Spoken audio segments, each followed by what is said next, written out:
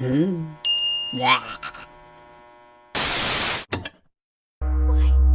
is it back?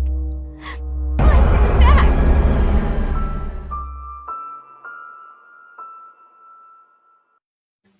The main bulk of the story. And above these pages, I'll write like, oh, this is a monologue. Oh, this is a... I don't know what I meant by donut alert. Donut alert? What does this mean? Donut alert. What up? What up? This is Sweet Tooth, Eddie, part of Sweet Tooth Radio, and you're watching How I Made The Junkwoods. Alright, so don't be intimidated. At first glance, this looks like a lot. You know what? Be intimidated. It is a lot. This is insane. I get a little carried away sometimes. So, as you can see here with my file, I like to organize things as best I can because there is a lot. There's a lot that goes on, especially with this story. I won't go too deep into this. I won't show every single thing, but it will give you a general idea of how the production starts. Just like anything else in any other industry, you have pre-production, production, and post-production. The terms don't really matter. All that matters is that you understand what I'm talking about. I'm not going to use actual terms because I don't know them. So, getting right into it, you can see that we have the header. If you don't know how to use G-Docs, you can pretty much figure it out. There's YouTube videos. This is not a tutorial, more of a process and thoughts video. But for a quick, brief thing, you just double-click what you want, go up here. You can put title or heading. Heading is also how you can put some of these different chapters over here. It's pretty useful. As you can see, I went through a whole bunch of different names. At first, it was Concrete Forest, but we had to change it. There was a band with Concrete Forest. There was just too much stuff to compete with. So, yeah, you can see here we have title possibilities. We went through a whole bunch of stuff. Personal goal I have blocked out, so you can't read it. That's just for me. Log line, synopsis. Oh, this is important. If you are pitching to a publisher, or even just in general, it's important to have a log line. My log line here is a little long. This is like an elevator pitch. You see someone in an elevator, you only have that couple seconds to talk to them and try to pitch them your idea. Have a one-sentence long log line and be able to tell somebody exactly what your comic is in a simple way that has a hook. And then if you're able to do that, it'll be a lot easier to market. Then you got synopsis, which is the actual summary, and 3-act structure. These are just some little notes I saved. Here you can see my schedule. I had a different schedule when I first started because things change. And yeah, that's the basis for how I use G-Docs. Moving on. Alright, so here's where we get to some of the fun stuff that a lot of you guys might actually like a little bit better. So, this is the storyboards. This is what it looks like before we get to making it look pretty. Check this out. Hold on, let me shrink this down a little bit. There we go. Now you can see it a little bit better. Yeah, this is what I work with. I have a layout that I just kind of splash on there, courtesy of Saturday AM. I kind of revised their storyboard, base pack, whatever you would want to call it, template, to fit more my style. Theirs was a lot more professional, really clean. I made it a lot more simple, and basically all I took was their little page format here, which you can see right here. Here, let me get a tool. There we go. Oh, no, hold on, I'm dumb. There we go.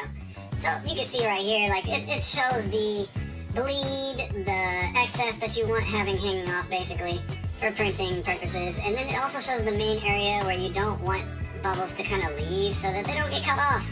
You can learn more about that on White Manga's channel actually. He has a whole bunch of tutorials and you can even download the templates that he serves and use it himself. I can't talk. But anyway, yeah, so I use that. I go through, I start making my storyboards. Moving on, you can see every single page here. Nothing's really different from the final pages. It is kind of fun to see what it looks like. Personally, I like to see how people sketch their storyboards. So you can actually see here, like, this is really loose, but you get the idea. You can see where the panel is, you can see where the character is. It's just little stupid doodles to kind of get me through the day, because you don't want to put too much time on something. I changed these so many times you would not believe. Here you can see that this whole page is just gone. This isn't even used anywhere in the story. But yeah, I went through all the work detailing that, but that was for some promotional reasons. And yeah, even that final scene, you can see I kind of laid it out a little bit. And there are some things that change whenever it comes to finalizing some stuff.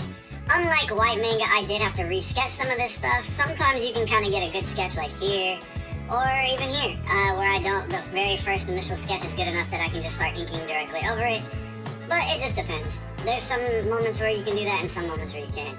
But in these, you can see I leave the sniffer really loose since he's a 3D model and I know I'm going to 3D model him. But I still get that initial angle or perspective or layout and figure out how I want to do it. This whole page changed a lot. I ended up going with something more like this. And then you had the characters below and then the sniffer was facing this way.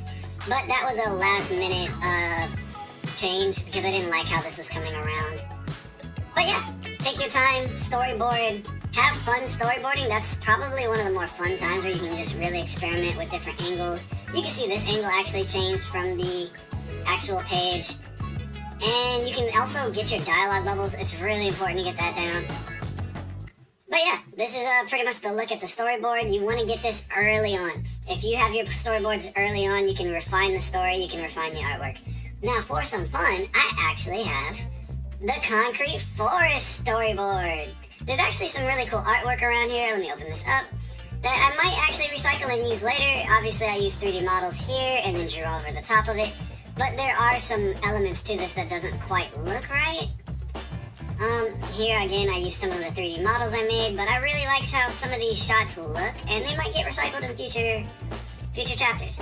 These two characters actually get a complete overhaul and don't show up till quite later in the story. Anyway, yeah, you can see this interactions, conversations between some of the soldiers, some early shots of the gobbler, and even some cool action shots. Here, I can show this off, because I don't think any of this will stay. But yeah, here's a cool action sequence. Pretty dope. I liked it. But yeah, you can see when it comes to production, there's a lot that goes into it, at least for me. These are some of the old thumbs. I think this is actually really important to show. I like to set things up. Let me switch to red. Where it makes sense in a storytelling format. And I think that's really important before you start any artwork, before you get into the cool drawings that you want to do in the panels. This is a story first and a comic and artwork second. Would it work as a book? Would it work as a Netflix show? It's totally different depending on what medium you do, but it is important to think about that ahead of time. So I have these first 9 pages as an introduction, then we hit a flashback, and that's why I have these boxed out. Then we come back from the flashback, and then we move into the main bulk of the story. And above these pages, I'll write like, oh, this is a monologue. Oh, this is a, I don't know what I meant by donut alert. Donut alert? What does this mean? Donut alert. Anyway, totally sane. Again, you can see some of these pages changed in the final. This is nothing like the original. Even the final pose for Wendy changed a lot. She doesn't even have her cloak on in the action sequences. But you get the general gist, and you can kind of see how I lay stuff out, and when I plan double page spreads, and so on and so forth. And it's important to kind of think about that kind of stuff ahead of time. So, taking everything you just heard, Professional Yapper Course 101, we got right into this page, and this page was really important. It had a lot of world building. It was the first big shot that I really wanted to just kick off the scene with, or kick off the story with. And I really needed to make sure Wendy was the focus. So after I got her pretty much spaced where I wanted, I started sketching out some ideas and just playing around with things. I was really proud of this because I actually drew it without any perspective rulers. I had just been using 3D and perspective rulers so much that I think I just got used to it and I could start to visualize it. Later, there are some small errors with the perspective, but overall I got the general idea down and I'm pretty happy with it. So yeah, I finished the sketch up, got that laid out, and we take it over into Blender. So this is really important for me here because I need to set up the blocking, get this done. I use P-plotter? Childish. I use perspective plapper. We're saving all of this. Let's just keep it in. Once we get the blocking done, we get into lighting after that, but I kind of jump around a little bit. I think my recordings were a little off. There are some issues. Oh, that building in the back actually turns into a skyscraper with an eyeball on it, and it has meaning to the story. It's really cool. I hope you'll go check out that video. It's somewhere else on my channel. I'll probably put a link in the top right. But yeah, we're just focusing on getting this to match up with my sketch and match the perspective. We get a road down, we do some simple blocking, nothing too crazy. Some simple lighting here, nothing extravagant. I just want to get a basis for my lighting. Play with the shader a bit to adjust the road. I didn't really like the drag and drop asset road that I had brought in. It just didn't look right. But yeah, as I time-lapse model here, I'll talk a little bit more about production. As I said before, there's pre-production, production itself, and then post-production. And that can change depending on what industry you're in. My experience, I have some experience in professional industries with different things. But since I'm a freelancer, they kind of just assume I know what I'm doing, and most of the time I don't, but don't tell them that.